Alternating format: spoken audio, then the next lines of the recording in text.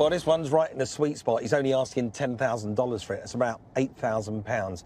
Now, these cars at the moment are so sought after. Auction houses are going crazy for them. And I've seen them sell very successfully for about $15,000. And they've got an inbuilt marketplace. People want them. They desire them. So let's just hope the car's still there when I get there. Well, the bonnet's up. Hope there ain't a problem with it. You must be Al? Yes. Al, how are you? I'm Mike, yes. Mike. OK, well, the wheels, tyres look good. Oh, wow. Look at that interior. That's immaculate. And being that this is the XLT model, you get the electric seats, electric... That's a lot.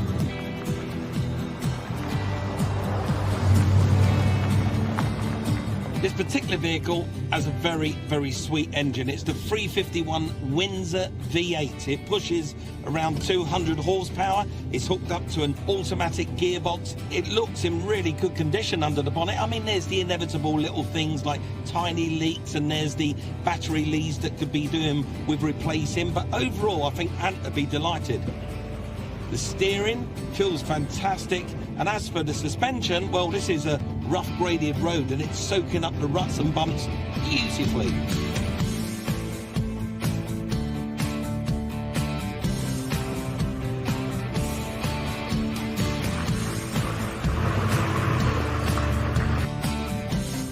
Inside, it's museum quality and all the stuff seems to work in here. The gauges are happy. I can see that there will be issues that we will have to address. I mean, number one, it could really do with a clean, and I can say the overdrive button on these, it's a little bit hit and miss. They get moisture in them.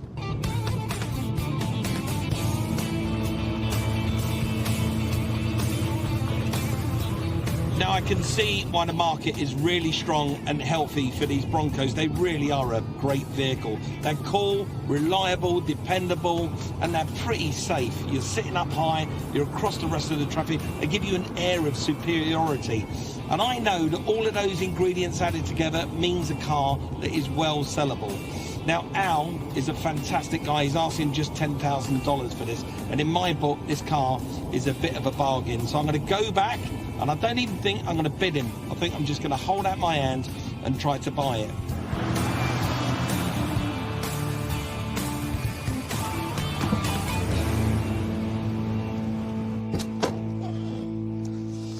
Well, Al, that is one nice car. Yes, and I did is. exactly what you said. I took it on-road, off-road. I really did try it out. I hope you don't mind.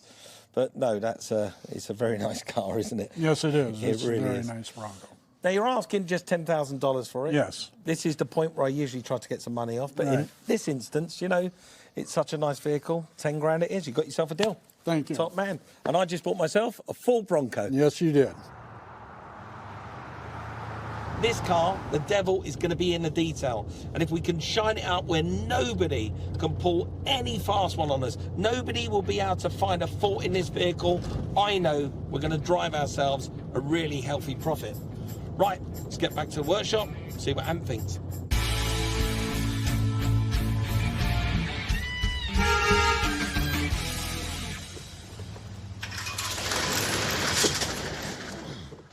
Huh? Did I nail it or what? What a fantastic car. Ah, right, I can see. I'll tell you what's happening here.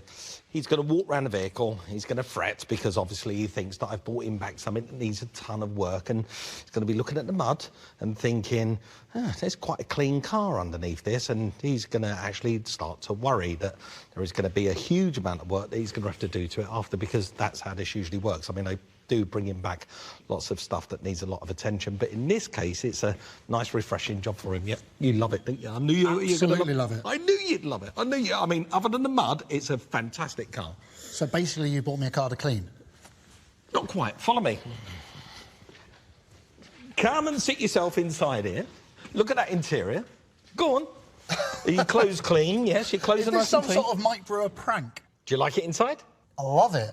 The two previous owners basically have doted on this car like a child. What I want to know is how much you spent on it, because these things make big money. This is like tens of thousands of dollars. Yeah, well, the first generation, they've gone now. People wanted those so badly that they've been found, they've been fixed up, and they've all been sold. But this is the 5th generation Ford Bronco, and these are considered to be one of the top 10 collector's cars to buy right now. I'll tell you about that in a minute. First, let me just show you underneath the bonnet. Come on. Under here, you're going to see it's got that 5.8-litre fuel-injected Ford V8 engine. There's a bit of an oil leak there. Other than that, it's all pretty good, isn't it? Right, you're going to love this little feature down the back. You put a key in, turn it, and the third electric window drops down very nicely. Yeah, that's really nice. In fact, so's the back of this truck. Everything about it is nice. Sit on the back, swing your legs. This is perfect for us, this truck. Yeah, it's a little bit too perfect, so I'm worried you're about to drop some massive mechanical bombshell. Either that, or you've just spent tens of thousands of dollars on a truck that just needs a clean. Well, let me just break down what you just said. First of all, we don't know if it's got a mechanical bombshell because we ain't started work on it. And secondly, who said anything about tens of thousands of dollars? How much was it? One $10,000. £7,500 buys us this whole truck. You spent $7.5 on this? I know. I'm good at my job. Listen, do I ever tell you how to do your job? Yeah. In fact, you do every day. It's a very good point, well made. Well, listen, let's start on that oil leak, and if I was you, I'd remove those induction pipes first, then you can get to the throttle body. Once you get to the throttle body, you can remove that, and then you can get down to that manifold. Now, rumour has it that Ford are going to be launching a 6th-generation Bronco in the future. And if that happens, it firmly puts this car as a future classic. Now, I reckon this is one of the cleanest examples I've ever seen in the workshop, but even clean cars have dirty little secrets. In our case, an oil leak. Now, it's hard to tell, but it looks like our leak's coming from the inlet manifold or the distributor, which means I'm going to have to dig a little deeper. I'm disconnecting the battery and removing the intake hoses. I need to make room to access the problem. I've drained the coolant as the intake manifold has fluid running through it. Now, this is the inlet manifold, and on this car it's actually split into 2 halves. This top section here has these really nice big sweeping curves. That improves the airflow into the engine.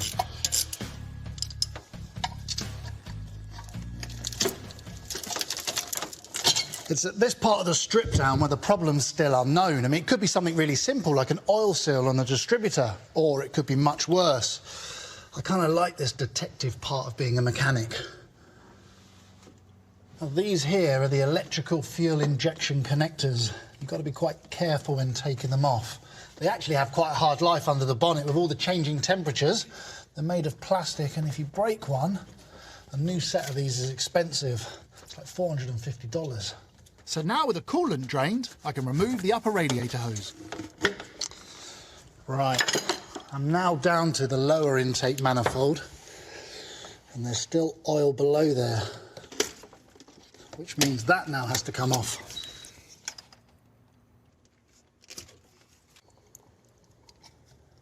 Now that's obviously one source of our oil leak. It's going to need a new oil seal there, but it's not the main part of our problem. Now, to disconnect the fuel line, I've got this little tool here. This is the quick release size I need. Now, the great thing about these old trucks, I don't mind climbing all over them. They're built to last. Should just pop away.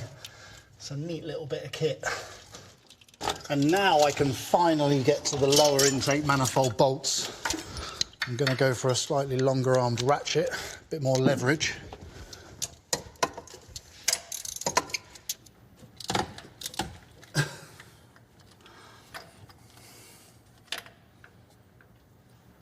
Whoops. Yeah, this bolt's broken, which means the bottom half of it's still stuck in the head.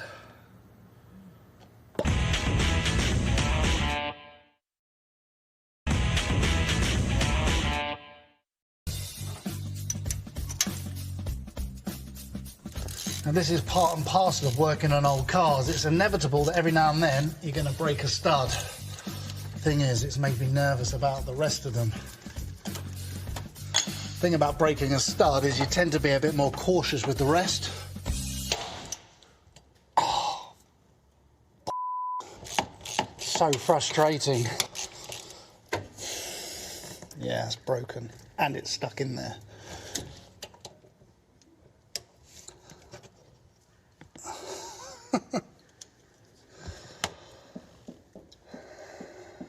I don't think it's a coincidence that both the front studs are broken. Now, comparing the bolt and the stud, I think it's obvious what's happened. Water's probably got inside, it's rusted it, and that's ruined the integrity. The strength's now gone. This is only half the problem. The bit that worries me the most is the bit that's left in the engine. That can be a pain.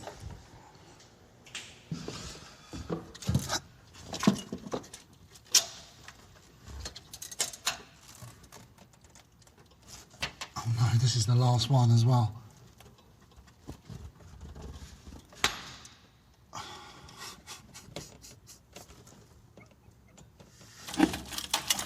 It kind of worries me that that moves away so easily.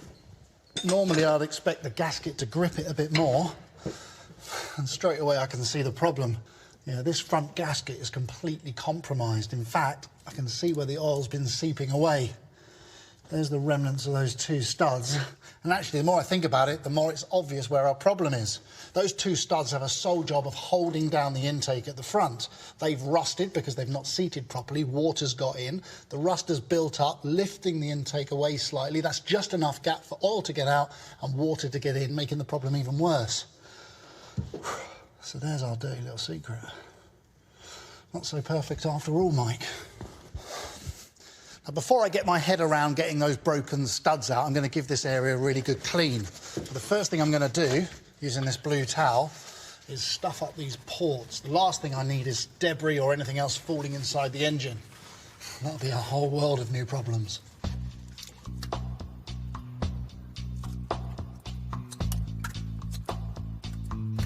Now, I'm not going to put off the stud extraction. I just want to give this area a nice clean up so I know exactly what I'm working with. Now, there are a number of ways of getting out a broken stud depending on the circumstances. You see, the plan is you want to remove the broken stud while safely preserving the threads. You want the stud out of the way while the rest of the head stays intact. Now, unfortunately for us, our broken stud is pretty much worst case scenario. It's broken just a few millimetres above the surface. See, had it have broken higher, there would have been enough meat to maybe get some pliers on or put a nut on and wind it out. And I think the reason it's broken there is obvious. There's been a gap between the inlet and the head, water has got in there, and that's where it's corroded. Now, I've taken a pretty risky path. The plan is, I want to try and weld on top of that bolt, little by little, bit by bit, until I have enough metal to work with. I'm TIG welding here. This is a very localised heat source, way more precise than MIG welding. MIG's a bit more violent and not recommended. I have to make sure I only hit the bolt itself. Welding the steel bolt to the steel head would present another challenge. And it's exactly the same for the second one. There is a risk doing it this way. You have to be extra careful where the weld is going. Aside from welding the bolt to the head, if any spatter gets on the mating surface, it'll create havoc when it comes time to reinstall everything. That's why TIG is such a great technique. It's so precise. The key is take your time. Make sure the settings for the welder are spot on, and always do a couple of test welds in advance on the broken top half. Right, that should be enough. Now, not only has the TIG put plenty of heat into my bolt, it's also given me something to grab onto. So I'm just going to use these and gingerly move it. Yep, it's freed up. I'm just moving it bit by bit, but it is moving. Whew.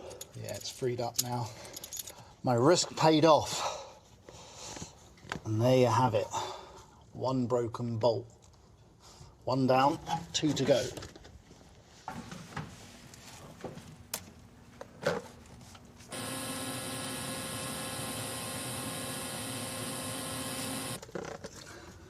That should be enough. Yeah, number two's crack loose. 2 out of 3 ain't bad.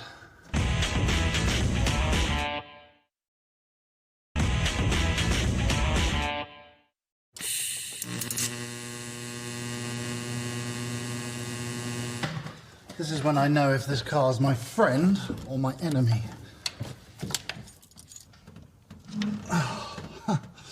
Now, in my world, that's a hat trick.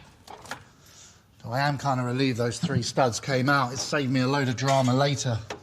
But I did notice while the top of the engine's off that this water pump's showing signs of a leak. I'm undoing 3 of the fan bolts while it's under the tension of the fan belt. I'm going to use this tool here to take the tension off the belt.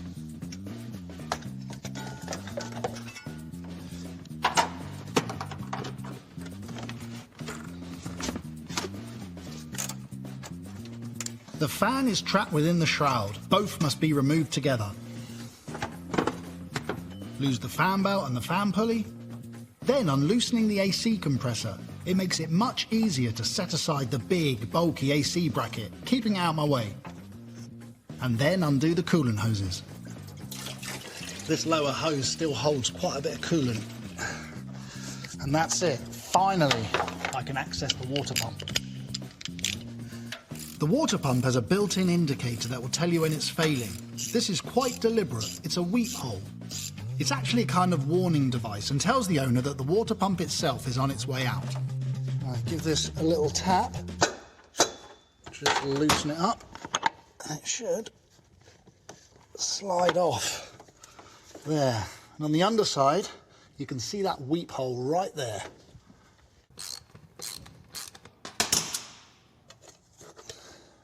Now, the water pump is made up of this impeller on a shaft.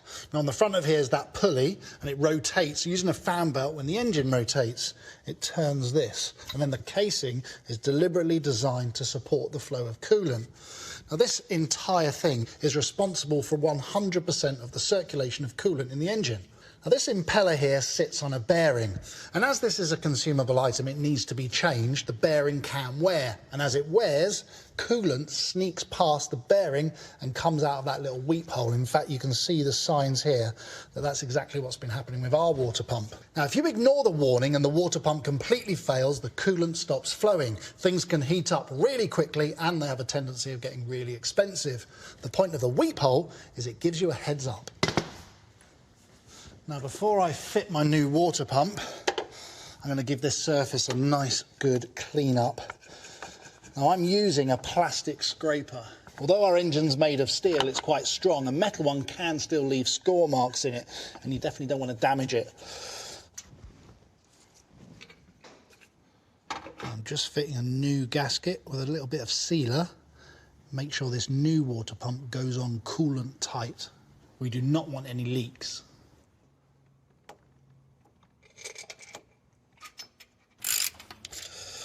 And that is a water pump. Right, I'm now going to hold off from reinstalling all of my auxiliaries because right now I've got great access to reinstall the intake. Now, with the surfaces all cleaned up, I'm of course using brand new gaskets. Now, for that front area where our leak was, I'm going to be using this old-fashioned cork-style gasket and a little drop of sealer.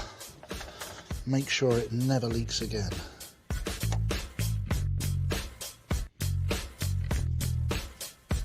I'm also going to put a little bit of sealer just around the waterways. And then a more modern gasket. You know, removing the intake of this engine is actually quite interesting because it reveals part of the sealed oil system. See, inside here you've got these lifters and these push rods. They're hollow, moving oil from the bottom half of the engine up into the rockers, making sure the heads are really well lubricated. As a result, the oil drips back down into this cavity and escapes via those holes back into the engine. Now, bear in mind, when the engine's running, it's also under pressure. So what you end up with is a cavity, high pressure, full of oil. And of course, if there's a hole, the oil's going to take the path of least resistance. In our case, escaping out of this seal right there. Another little dab of sealant on top of the cork gasket, and it's ready for the intake manifold.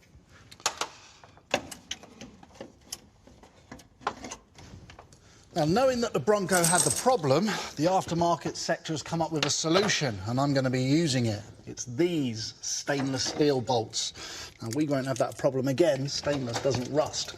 Now, of course, the inlet needs to be torqued down, and it has to be torqued in a specific sequence, and you can get hold of that sequence either online or in the owner's manual. Now, on this car, it's done in 3 passes. The first one is only 10 foot-pounds. It's important to follow the correct sequence when bolting down large items like this. Take your time and follow the manufacturer's specifications for the correct order and the amount of force. Now, when I started taking the car apart, I was hoping that the oil leak was simply coming from the distributor O-ring. Now, it obviously is part of the problem because I can see, in fact, I can feel it. Yeah, in fact, it's just broken off in my hands. See, this O-ring's supposed to be soft and pliable. It's made of rubber, but over time, as the engine's getting hot, it's turned into basically plastic and it just snaps in my hands. Now, the new one is nice and flexible. That's how it should be, and it only takes a few seconds to fit it. Simply slide it on and slides in the gap. As easy as that. I know this little oil leak has taken ages to sort. It is a long process to strip, find, fix and rebuild. But that's often the way with those dirty little secrets. What appears to be simple on the surface often escalates into a late night in the garage. But it could have been a lot worse. If those broken bolts were a bit more stubborn, it could have easily escalated into one of those nightmare jobs that you end up sleeping in the workshop. And trust me, I've done those before. So I feel like I kind of got away with it.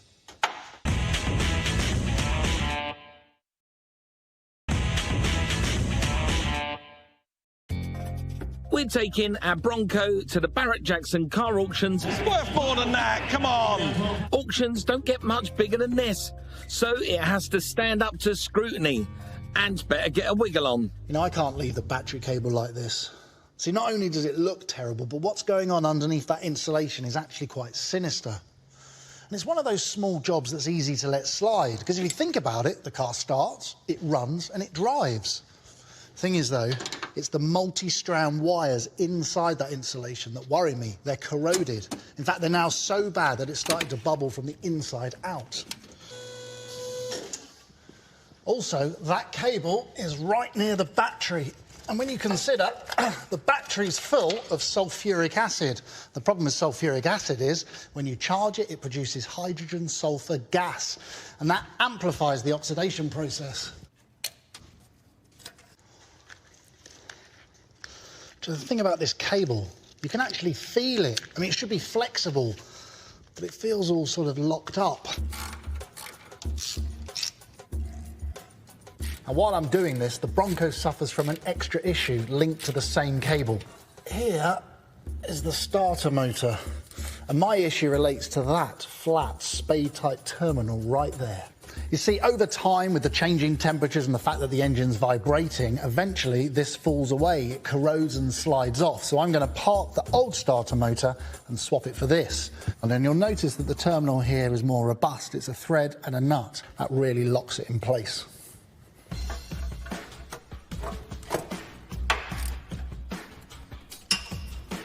Now, you'll notice that the cable that I'm taking out of the car is slimmer than this new cable I'm putting in. It's much thicker, there's way more copper inside. Now, a cable like this is measured in cross-sectional area. Now, this cable is 1.0, which means it's about 8¼ millimetres or 0.32 inches. Now, if I grab a knife and cut open the old cable right where it's corroded, now you can see right here, they're the strands. Now, the thing is, they're made of copper. They're supposed to be that nice, bright, shiny colour, but they're not. They're all black and corroded. Now, part of this old loom that I am going to save is this O2 sensor right here. That's going in the bin. And then I'm just going to tape this together so it's all nice and neat. Now, I've opted for cloth-style tape because it generally doesn't harden like the old electrical tape.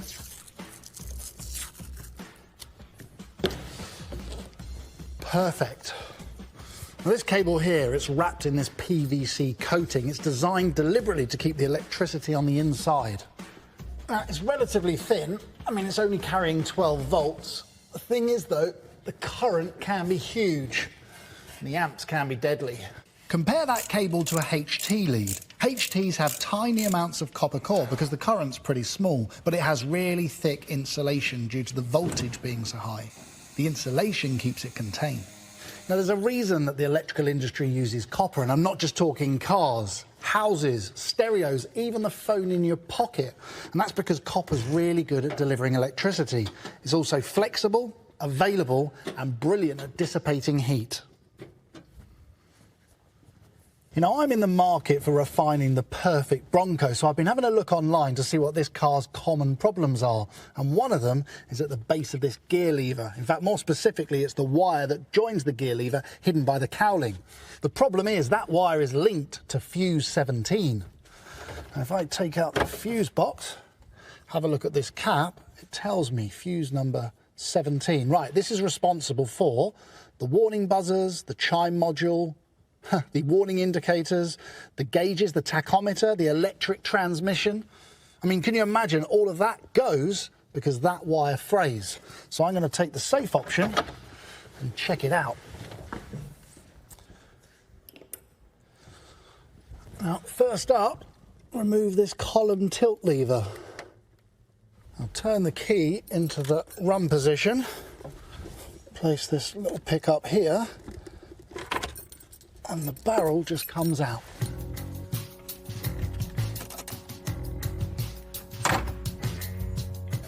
Right, if I move this gear lever up, it's held in by just a single pin, which taps out. The fact that it's on a pin allows it to pivot. That pulls out, and there you have it. And yeah, straight away I can see the protective sheath has already gone, and it's started to fray the wire itself. But if you think about it, it's hardly surprising because it's the gear stick. This has to be used every single time you drive the car. I mean, if this was my daily driver, I'd at least be driving it to and from work. That's 2 gear changes. And then I'd be going to have a lunch. I'd be putting it in reverse. I'll be moving up to the shops, going home, taking the kids to school. I'll be using it even more at the weekend. So if you think about it, in a 7-week period, I'll be using it 8, 9, 10, maybe 12 times a week, 52 weeks of the year. And this truck's like 30 years old. So when you add all those days up, all those gear changes together, you've got, there's just loads and loads of gear changes. You were talking to yourself. What are you talking about, the gear changes? There was nothing wrong with the gearbox when I bought it. Are you a ninja?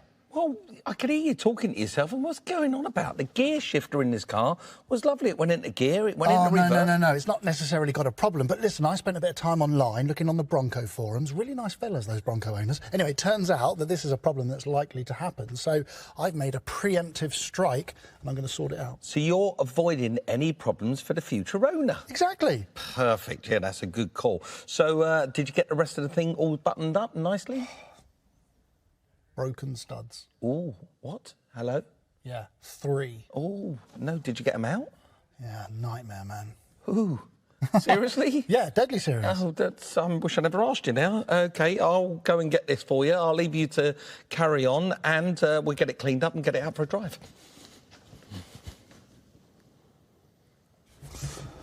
I might as well head to the beach.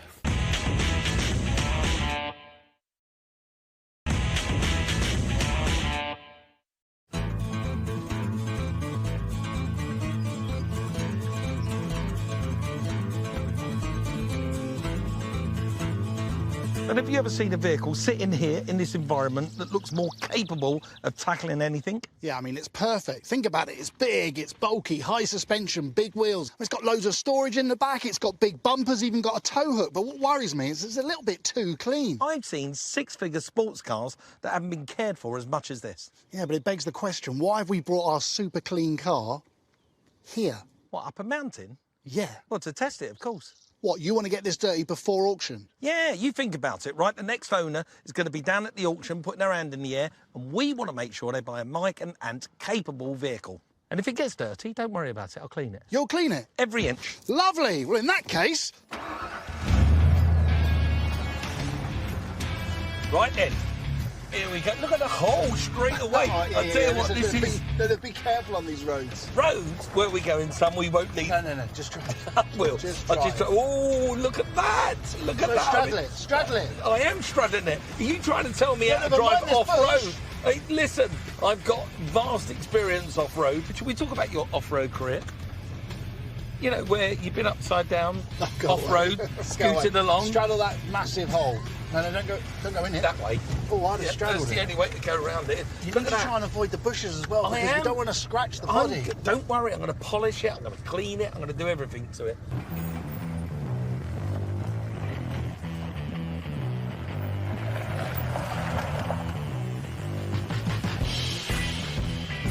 I still can't work out why Ford stopped making the Bronco. It's weird, isn't it? But, you know, like all manufacturers, they stop making something. Vauxhall stopped making the Viva. Guess what? The Viva's coming back. Ford with the Bronco, they stopped making it, and guess what? Bronco's coming back. Careful. Go round it. Go round it. I've got it. I'm picking my way round it. I've got it. Straddle round it. No, go round it that way. That way. Yeah, oh, Okay, look at that. Isn't that brilliant? Isn't that fantastic? I don't know if brilliant's the word. That's great, isn't it? I mean, that beautiful engine, now it's smooth, it's precise, it's leak-free, and it just powers its way through all this. Oh, look, we've got some water to splash through. Proper dirt. Yeah. Now, this is really going to get it dirty. Lovely. Yeah. So glad you agreed. Look at that. Do you know what? This is pretty good, but it's not that challenging. I reckon the Bronco's capable of much more. Oh, yeah, of course it is. Well, tell you what, just pull over here. I reckon. Do me a favour. Just lock that front hub for me. No worries.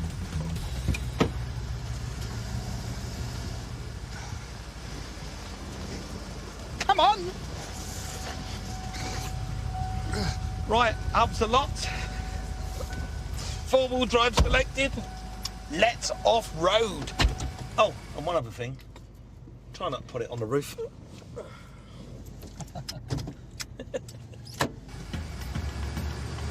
All right! Well done. Four-wheel drive! Easy, Tiger. Ford, if you are bringing the Bronco back, please can you put a grab handle on the passenger side, because there's nothing to hold on to. Look at this. This is proper stuff. Oh! You know, I can. Whoa! Yeah. Gee whiz. It actually hurts. Whoa, easy. I can clean stuff, but I can't polish out dents or scrapes. God, like that. That actually hurts. Oh, that is fantastic. There's no doubting this car is not only capable, it's good on and off-road, it's Perfect, comfortable, it's immaculate inside here. It is the perfect candidate for an auction. Yes. But my hands are now empty. I'm now done. I am passing it over. The burden is now 100% on you. Okay, don't worry. Leave the rest of it to me. Making somebody very, very happy. And hopefully count some cash after, right? That'd be nice.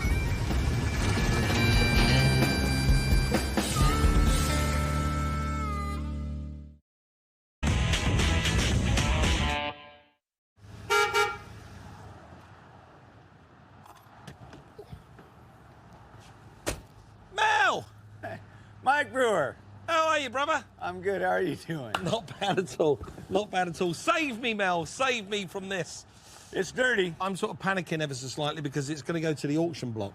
And auction blocks are places where it's going to be under intense scrutiny. Pop the hood. Yep. We're going to blast that out with a pressure washer. Yep. We're going to get underneath the undercarriage and get all that heavy mud and stuff off of there. Then we're going to roll it in the shop. We'll do the finite detail there.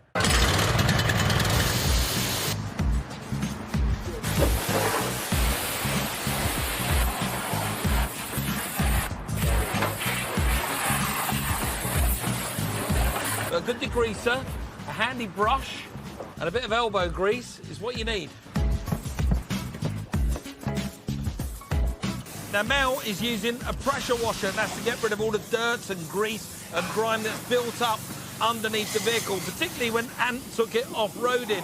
Now, you can do this yourself at home. You can get yourself a pressure washer from your local DIY store, or you can even hire one.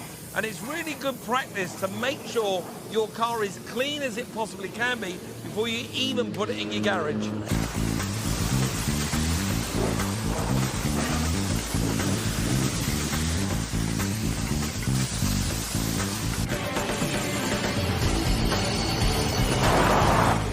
All ready to go? You go high, I'll go low. And I'm going to use this silicone dressing. Now, the reason we use silicone dressing in the engine bay is it won't ignite under heat. Plus, silicone is the enemy of a paint shop.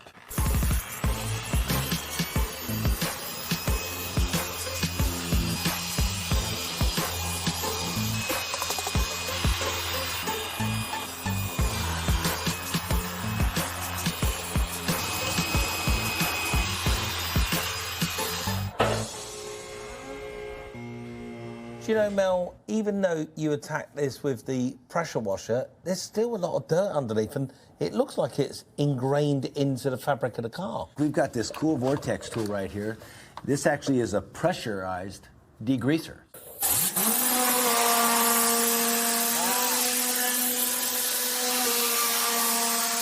All right, let's take a microfiber towel here. Yeah, look at that. That's amazing already. Check that out.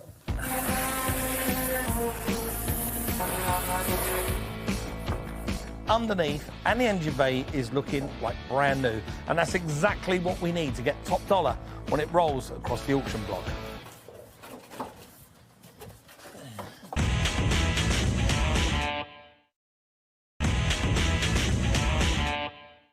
Sports, utility, and it's a vehicle from the 90s, picture perfect inside and out. Like looking at a brochure from 1992 in a Ford dealership, leaving Ant with some minor servicing. This is when I know if this car's my friend or my enemy. Before a leisurely spin in the countryside. The little spit and polish, and she's ready for her public.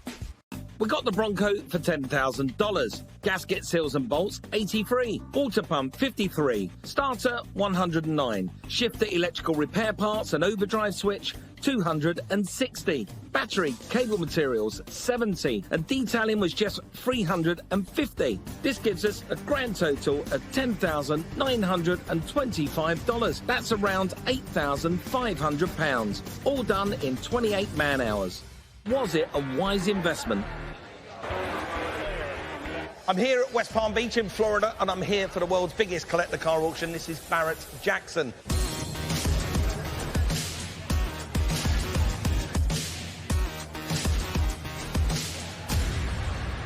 Look at it, our Bronco, it's made it in one piece.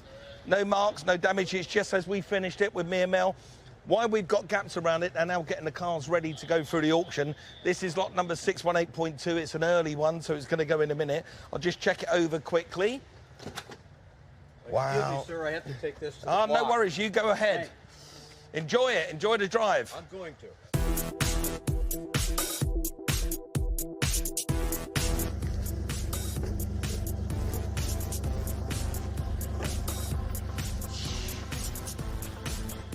There she goes.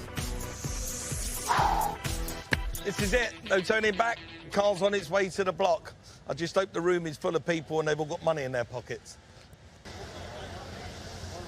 Yes, I'd love a ride in it. It looks absolutely, it looks amazing. It looks so clean. And here it is. This is our Bronco. This is the staging lane. Staging lane's really important because this is the last opportunity that members of the public get to actually touch and feel a car. And you'll see that people will start to dive into the car. And my recommendations to people are, if you come to a staging lane and you see the car, take some time, read the sheet, and then get a word with the driver. So if I get this driver, what was it like? Did it drive all right? Oh, yeah. Yeah, see, Oh, that's God. exactly what you should be doing. Asking the driver, does it drive all right? What did the brakes feel like? Did it start up on the button? Because you're never going to get to test drive this car before it goes to the auction, and this is the closest you're going to get. Now, in just one moment's time, this car is going to leave this little area, once all the eyeballs have been on it, and it's going straight into the hall. No matter what, it's going under the hammer.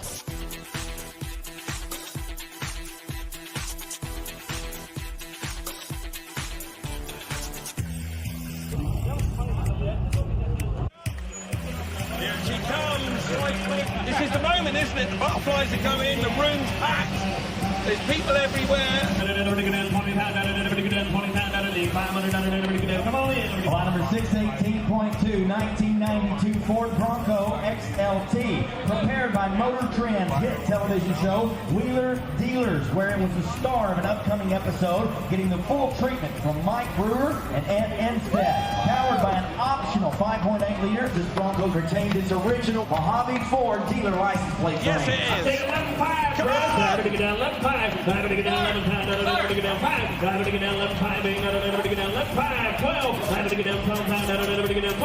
Worth more than that, come on! There we go, come on, up we go, come on! $13,000. Now we're going to get down 13, 5. Now we're going to get down 13, 5. Now we're going to get down 5. Now we're going to get down 14, 5. Now we're going to get down 14, 5. Now we're going to get down 14, 5. Yes, we're going to go. Now we're going to get down 14, 5, 5. It's got $14,000. Well done, everyone. Thank you very much. Thank you up there. Yes, there you go. Give me 5. Yeah. The car sold. Cam's head and a high volume old cone that's all made to How about that? Yes! Our Bronco has got what I need on it. It's got that. The sold sticker at Barrett Jackson. It crossed the block and sold for $14,000. That shows us a little bit of a profit. To be honest with you, it's more about the excitement of putting this car back on the road. I'm just hoping now that the person who's bought the car is going to come. Was you the guy that bought this? You was? Oh, give me a hug, man.